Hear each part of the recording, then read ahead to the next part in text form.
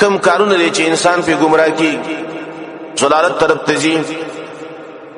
اولنې سبب د ضلالت هغه د تبديل الايمان بالكفر، چې یو سړی کله کفر واخلي ایمان خرج کی او کفر چې کوم دی په بدل د ایمان کې واخلي، سبب دی د ضلالت او د گمراهۍ، انسان په دې باندې گمراه کیږي. دویم سبب د ضلالت علم باندې عمل نه کول، یو چاله الله علم ورکړي دی عمل پې نه کوي، په دې باندې انسان گمراه کیږي.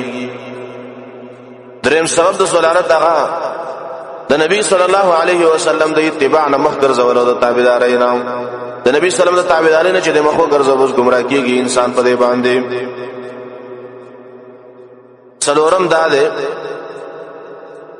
نبی صلی الله علیه وسلم ته په دروغ باندې شهادتونه کول، تام سبب د ضلالت ده. پنځم دا ده هر قسم شرک او د ضلالت او گمراهی ده. شپږم اسود عن سبیل الله د الله تعالی نه خلق بندولا. وم چې کوم دی الغلو فی الدین، دین کې غلو کول، د حد نه تجاوز کول سبب دی د ضلالت.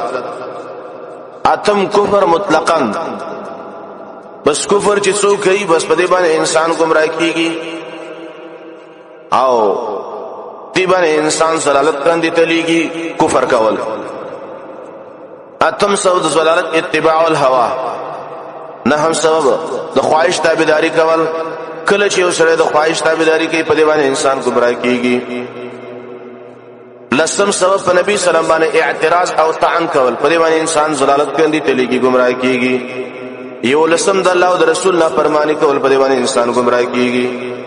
دولسم د اکثریت تابعداري کول، الکه ډیر خلک د کار کوي زم کوم کنه، ډیر خلک د څه وای نظم د څه کومه، لکه جمهوریت د مغرب شو چې په دې مسلمانانو د بعض ملکونو کې دا ورته په دې په دې مسلمانانو باندې جمهوریت وته ویل کېږي چې دا کفر دی. جمهوریت د ځړه نه منل، پاغي باندې فیصله کول په اتفاق د مسلمانانو، په اتفاق د علما باندې دا کفر دی. جمهوریت د مغرب چاغه کوم جمهوریت وای، پاغي کې خپل مادي دي، پاغي کې به د خزو حقونه بیل مقرر کړی دي، د سړوي بیل مقرر کړی دي. فیصله ده د الله د حکم نه په غیر د ما انزل الله، الله چې نازل کړي دا غنه ما سوا په بل ځوانه فیصله ده. کله چې یو سړی د ځنه جمهوریت ومني، دا سړی په باندې کافر کیږي او د دین نوځي او گمراه کیږي. دا لسم سبب د الله د رحمت نه امیدي، کله یو سړی د الله د رحم نه امید شي سبب د ضلالت ده.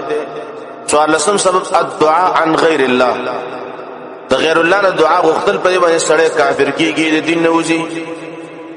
پنځل لسم سبب الموالات مع الكفار، د کفار سره دوستانه کول، په دې باندې انسان گمراه کیږي. يهود او نصارا سره مینا کول، يهود او نصارا سره راشه درشه کول، يهود او نصارا سره دوستانه کول سبب د ضلالت او د گمراهۍ ده. پنځل شپږم سبب آخرت باندې دنیا غوړه کول سبب د ضلالت او د گمراهۍ ده. ولسم سبب د الله ذکر نه کول او اتلسم سبب د ضلالت د قیامت باره کې شکونه او جګړې کول سبب د ضلالت او د گمراهۍ ده. نو اسباب د غضب او د ضلالت په نبی صلی الله علیه وسلم کې او د صحابه دغه په صحابه کې نو زګه هغه د غضب نم پاک دی او د ضلالت نم پاک دی. نو غضب او ضلالت دې نه پکاو چې ګوره په نبی او په صحابه باندې نه غضب شوی دی او نه گمراهان، چې د نبی لار او صحابه لار کې غضب او ضلالت نشته، نو ذکر صراط مستقیم ده کړو.